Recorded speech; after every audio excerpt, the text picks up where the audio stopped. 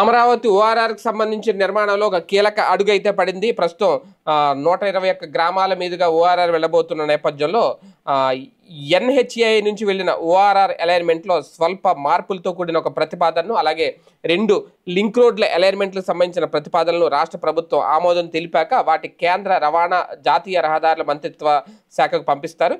అక్కడ తుది ఆమోదం అయితే పడుతుంది. ఇందులో పల్నాడు జిల్లాలో కూడా 2 మండలాలను కలుపుకుంటూ ఓఆర్ఆర్ వెళ్ళిపోతోంది.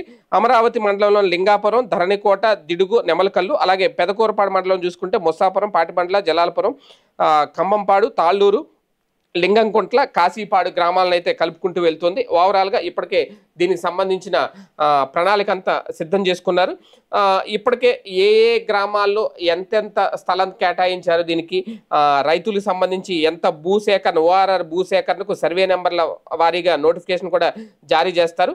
ఒక 21 రోజులు గడువిచ్చి అభ్యంతరాలు తెలిపిన వారితో జేసీ అలాగే సమావేశాలు నిర్వహించి వాళ్ళ వినతులు కూడా తీసుకుంటారు.